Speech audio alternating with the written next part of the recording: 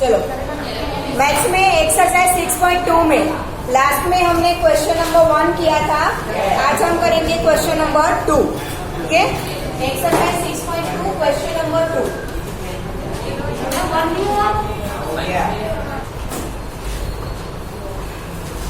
A B and C D parallel है, C D and E F parallel है। y is to z is equal to 3 is to 7, then find x। Figure हमें दिया है A B, ये है line A B, ये line C D और ये लाइन ई एफ। ट्रांसवर्सल ये है x, ये है एंगल y और ये है एंगल z। हमें दिया है A B is to C D, A B is parallel C D, C D is parallel E F और दूसरा दिया है y is to z is equal to 3 is to 7। तो हमें x फाइंड करना है। नाउ यहाँ पे ध्यान सबका,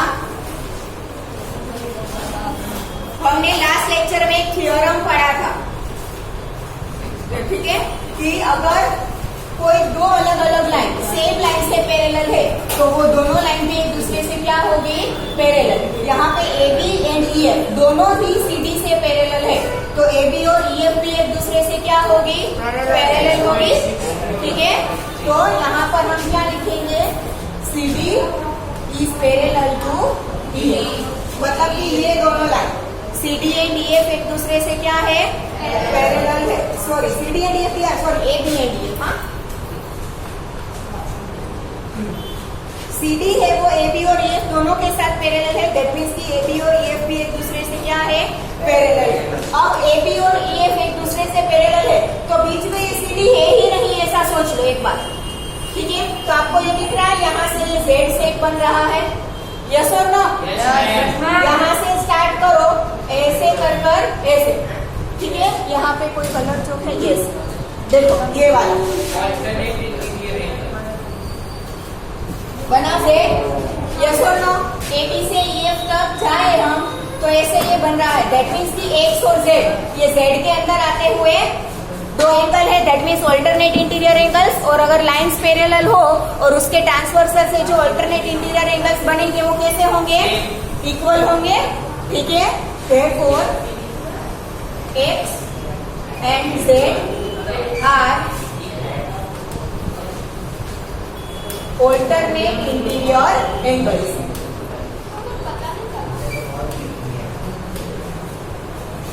ये ऐसे से बना, आपका लेफ्ट साइड थे, कल समझाया मैंने ये सब कुछ।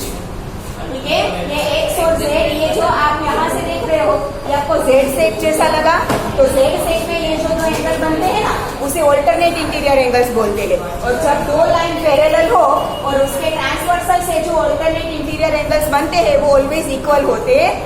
ये थ्योरम कल मैंने समझाया था लास्ट लेक्चर में। ठीक है, तो x and z are alternate interior angles, therefore वो दोनों क्या होंगे, इक्वल हो जाएंगे। x और z क्या हो जाएगा, इक्वल हो जाएगा।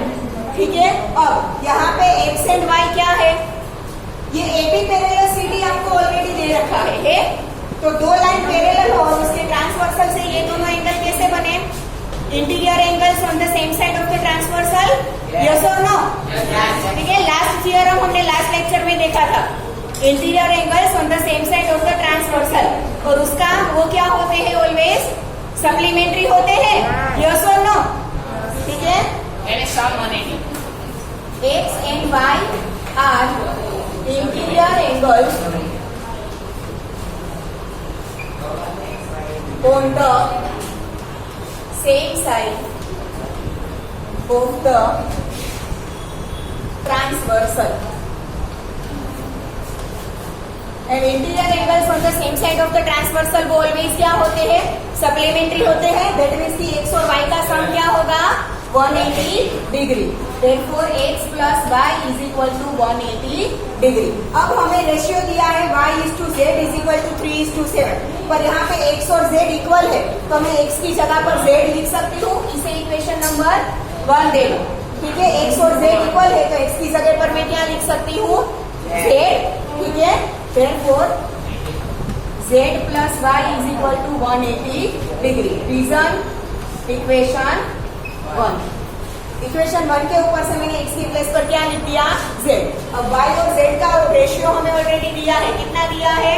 3:7. यहाँ पर एंगल ऑलरेडी हम हर बार क्या करते हैं, जब हमें रेशियो दिया हो तब हम कॉमन फैक्टर x ले लेते हैं ना. बट यहाँ पे हमें एंगल x के फॉर्म में दिया है, तो कॉमन फैक्टर फिर से x मत लो, वरना गड़बड़ हो जाएगी, दोनों मिक्स हो जाएगा.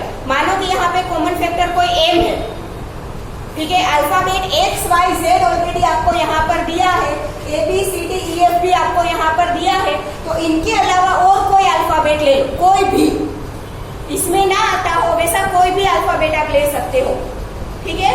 वरना क्या हो जाएगा, मिक्स हो जाएगा होगा और आप कैलकुलेशन में कंफ्यूज हो जाओ, ठीक है. तो यहाँ पर जो भी अल्फाबेट दिए है उसके अलावा का कोई भी ले लो. मानो कि मैं कॉमन फैक्टर क्या ले रही हूँ, m. अब इन दोनों का रेशियो 3:7 दिया है, मतलब y क्या होगा, 3m और z क्या होगा, 7m होगा, ठीक है. यहाँ पे आप साइड में लिख सकते हो y is equal to 3m, z is equal to 7m. अब ये वैल्यू में यहाँ पर पुट कर दो. z की जगह पे 7m, y की जगह पे 3m is equal to 180 degree. Therefore 3m plus 7m क्या होगा, 10m is equal to 180 degree. Therefore m is equal to क्या मिलेगा, 180 डिवाइड बाई 10. 0 0 कैंसिल हो गया, तो m इज इक्वल टू क्या मिला, 18 डिग्री. अब हमें क्वेश्चन में क्या पूछा है, x फाइंड करना है, x फाइंड करना है. अब हमारे पास है x is equal to z equation 1 के ऊपर से, और z यहाँ पर कितना है, 7m है. इसमें m की वैल्यू पुट कर दो, 7 multiply by 18. Therefore x is equal to 18 7 से कितना होता है, 126. आ गया समझ में. x is equal to 126 degree. सबसे पहले x और z को इक्वल दिखा दो, क्योंकि आपके पास x की वैल्यू है नहीं, z दिया है, तो x को z के फॉर्म में कन्वर्ट कर दो. फिर ये दोनों interior angles on the same side of the transversal तो ऑलवेज क्या होंगे, सप्लीमेंट्री. अब x की प्लेस पर z रख दो, z और y का रेशियो आपको दिया है, उसके ऊपर से m मिल जाएगा, ठीक है. x और z सेम है, z 7m है, तो x भी क्या हो जाएगा, 7m. m की वैल्यू 8 पुट कर दो, तो x क्या मिल जाएगा, 126 डिग्री. क्लियर, ठीक है. लिख लो फटाफट, चलो. और लिखने में थोड़ा जल्दी रखना.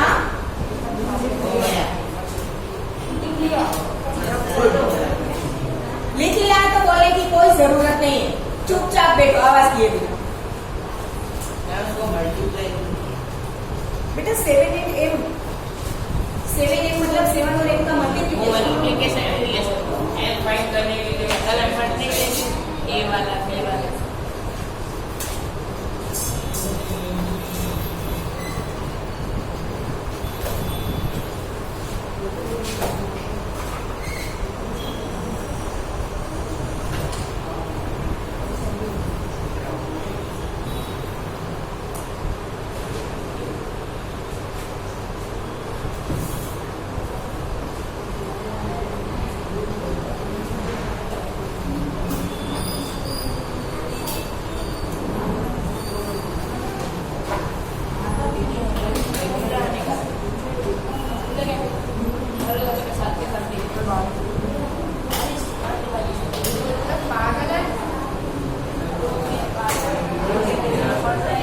Done everyone?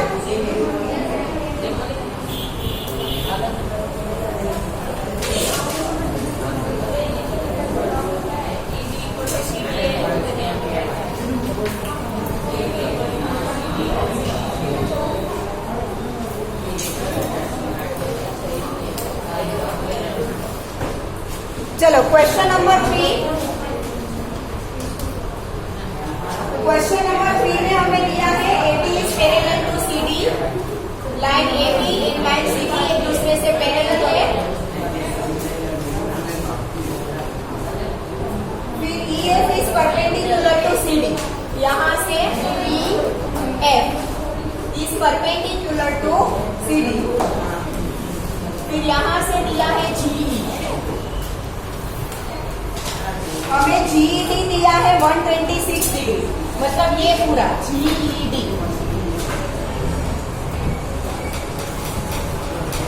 ठीक है। GED दिया है हमें 126 डिग्री, ये पूरा।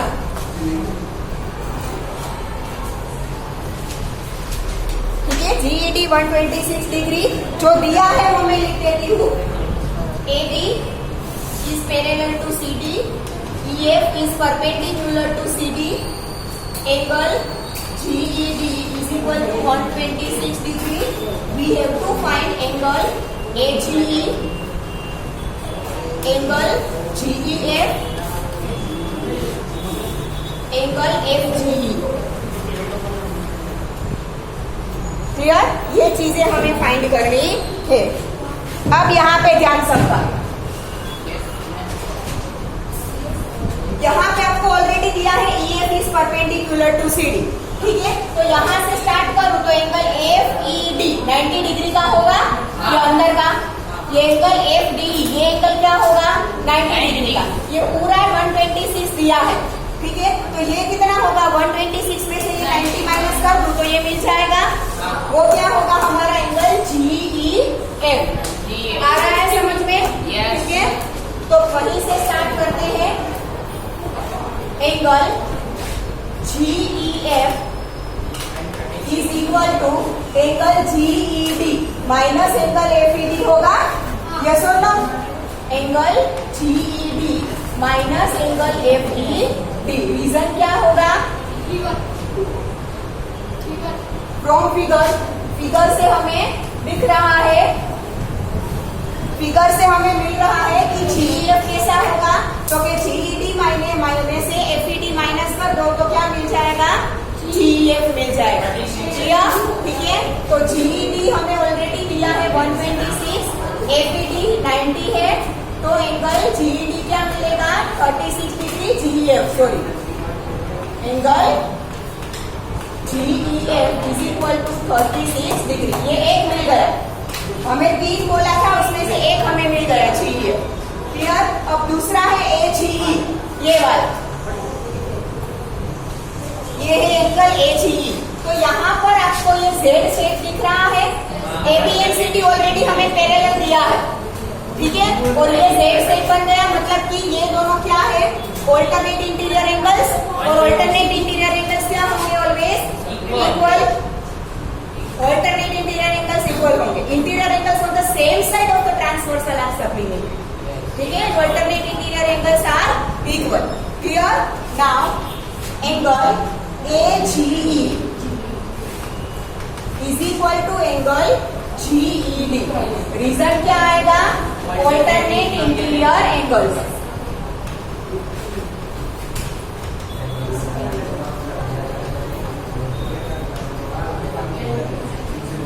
ठीक है। तो एंगल AGE क्या मिलेगा? GED 126 है, तो AGE भी क्या मिलेगा? 126। ये दो आंसर मिल गए, AGE एंड GEF। ठीक है। अब क्या बाकी रहा? FGE। तो ये FGE मतलब ये वाला एंगल, FGE, ये वाला एंगल फाइंड करना है। अब ये दोनों आपको लीनियर पेयर ऑफ एंगल दिख रहा है, यस और नो? ये दोनों एक ही लाइन AB पर है, दैट मींस ये दोनों क्या है? Linear pair of angles. और linear pair of angles are always supplementary, मतलब सम क्या होगा? 180 डिग्री, ठीक है।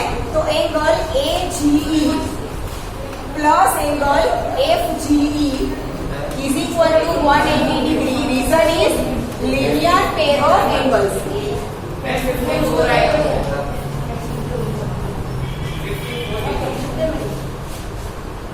ठीक है। नाउ AGE हमें कितना मिला? 126 प्लस FGE हमें फाइंड करना है, इज इक्वल टू 180। तो angle FGE is equal to 180 minus 126. Therefore, angle FGE is equal to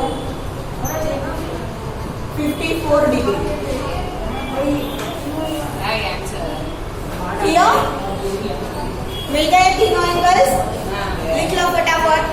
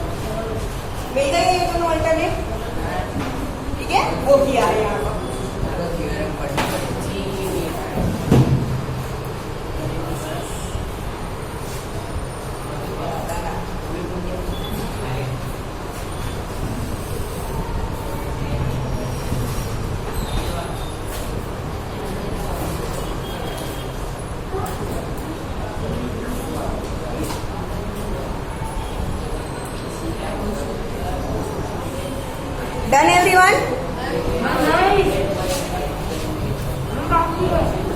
हाँ बेटा, अब 5 बार बोलो, 1 बार बोलो, मुझे सुनाई देता है।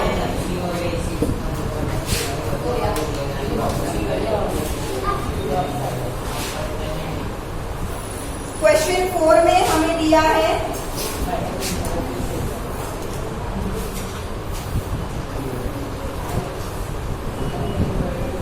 यहाँ पे पॉइंट P है, यहाँ पे पॉइंट Q, ये point R, point S 130 degree angle और ये पॉइंट T। ठीक है, हमें जो जो भी दिया है ये PQR दिया है 110 डिग्री। ठीक है, in figure if PQ is parallel to AC, ये PQ और AC भले ही एक दूसरे के ऊपर नीचे नहीं दिए हो पर फिर भी क्या है, पैरेलल है। क्या है वो दोनों? पैरेलल है। PQ एंड AC दोनों पैरेलल दिया है, PQ is parallel to AC। दूसरा हमें दिया है angle PQR is equal to 110 degree, ये वाला एंगल PQR। फिर दिया है एंगल RST, ये RST, एंगल RST 130 डिग्री।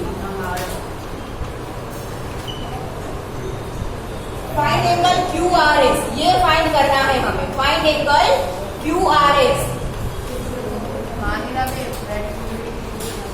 ठीक है, इसके लिए आपको हिंट भी दी है।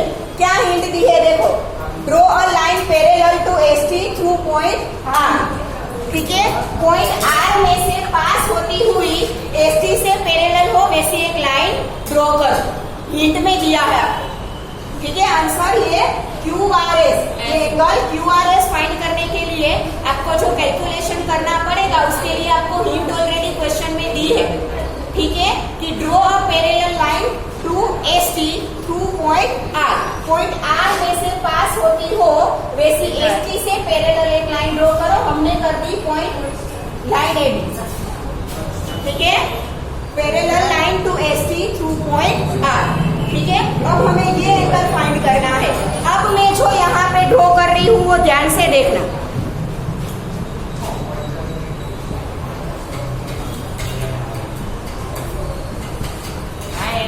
Z बन गया। देखो, already PQ and ST parallel है, हमने AB है वो ST से पैरेलल बनाए, दैट मींस कि PQ एंड AB भी एक दूसरे से क्या होगा, पैरेलल। मैं यहाँ पे लिख देती हूँ पहले, draw a line AB parallel to,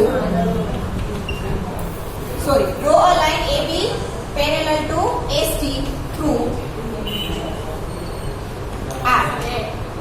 जो हिंट में दिया था वो ST से पैरेलल AB ड्रॉ करो जो कि R में से पास होती हो। अब ST है वो PQ से भी पैरेलल है, ST है वो AB से भी पैरेलल है, तो PQ एंड AB भी एक दूसरे से क्या होगा, पैरेलल होगा। Therefore PQ is parallel to AB।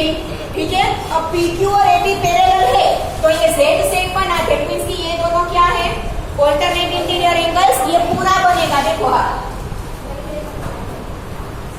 ये दोनों एंगल्स हो गए। ये दोनों एंगल्स क्या होंगे, ऑल्टरनेट इंटीरियर एंगल्स। तो दोनों क्या हो जाएंगे, इक्वल हो जाएंगे। यस और नो?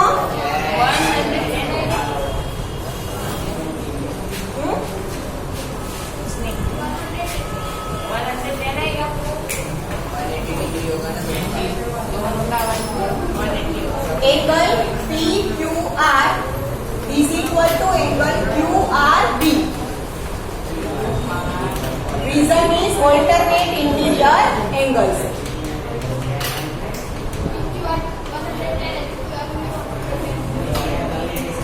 अब PQR हमें ऑलरेडी 110 दिया है, तो QRB भी क्या होगा, 110। QRB is equal to 110. Reason is given. PQR 110 given. ठीक है, तो ये पूरा एंगल हमें मिल गया, ये पूरा एंगल 110 मिला, पर हमें तो सिर्फ ये QRS फाइंड करना है ना। तो पहले इसके लिए हमारे पास ये वाला एंगल होना चाहिए 130। यस और नो? ये पूरा हमें 110 मिला, पर हमें फाइंड ये करना है, तो ये हमारे पास हो तब हम ये मिल सकता है। यस और नो? तो अब हमें पता है कि AC एंड AB पैरेलल है, तो ये देखो यहाँ पर उल्टा Z बना, हाँ 130 Z बना या नहीं बना, दैट इज ओके, बट ये दोनों क्या होंगे, alternative sorry interior angles on the same side of the transversal. हाँ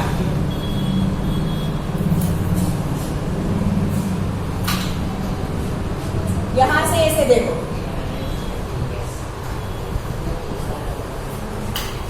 बन रहा है ये दोनों interior angles on the same side of the transversal, और वो दोनों ऑलवेज क्या होते हैं, सप्लीमेंट्री होते हैं, ठीक है। तो angle RST plus angle SRB is equal to 180 degree. Reason is interior angles on the same side of the transversal.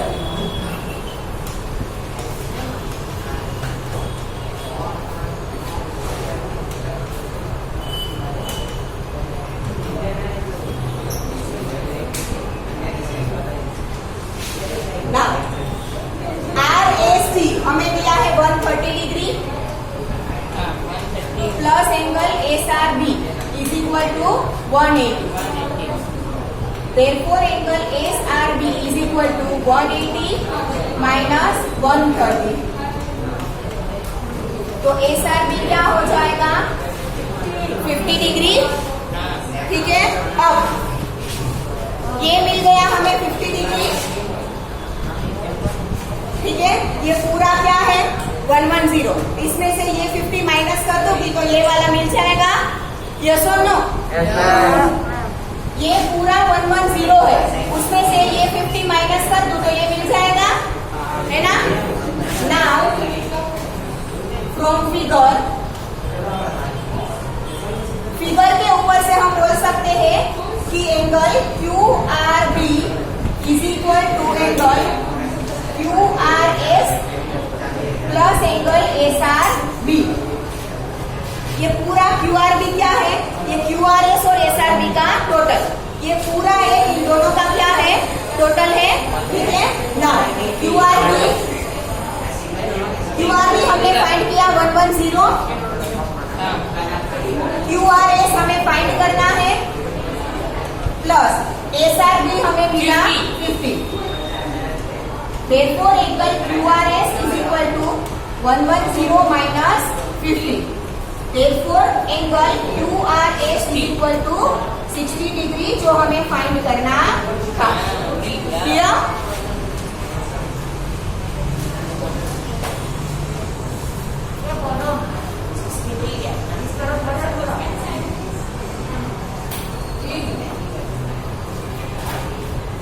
Prince बेटा बेंच पर दूर पर तू बातों करूँ तो तू क्या जતો રહ્યો? बातों करवाने में